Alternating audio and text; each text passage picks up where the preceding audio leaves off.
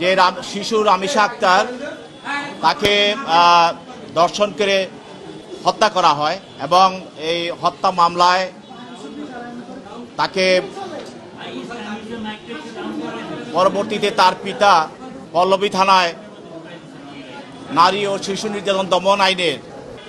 একটি মামলা দায়ের করে। সেই মামলা দায়েরের পর আইন শৃঙ্খলা বাহিনী তড়িৎ ব্যবস্থা গ্রহণ করে এবং তারা তার দর্শক মোহাম্মদ সোহেল রানা এবং তার স্ত্রী স্বপ্না আক্তার তাদেরকে গ্রেপ্তার করতে সক্ষম হয় এবং গত 20 তারিখে তাদেরকে আদালতে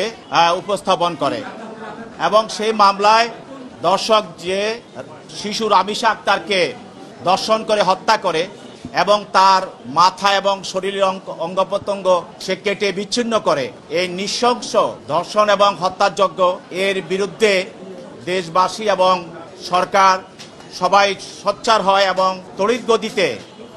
এটার যেন বিচার হয় সেই ব্যবস্থা সর্বমহল থেকে চেষ্টা করা হয়। ইতিমধ্যে আপনারা জানেন যে দর্শক যে ঘটনার মূল নায়ক মোহাম্মদ সোহেল রানা সে আদালতে দোষ স্বীকার করে স্বীকারোক্তিমূলক জবানবন্দি প্রদান করে ম্যাজিস্ট্রেটের সামনে। এরপরে তাকে জেল হাজতে প্রেরণ করা হয় এবং তার স্ত্রী তাকে যে হত্যায় বা ধর্ষণে যে সহযোগিতা করেছিল মোসাম্মদ স্বপ্না খাতুন তাকেও জেল হাজতে প্রেরণ করা হয়েছিল। আপনারা জানেন যে এই হত্যা এবং এই ধর্ষণের মামলায় সরকারের পক্ষ থেকে এবং আমাদের মাননীয় প্রধানমন্ত্রী তিনিও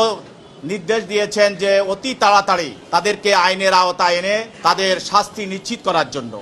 এবং সেই সরকারের উদ্যোগ আইনমন্ত্রী এবং স্বরাষ্ট্রমন্ত্রী সবারই প্রচেষ্টায় এবং জনগণের সহযোগিতায় আজকে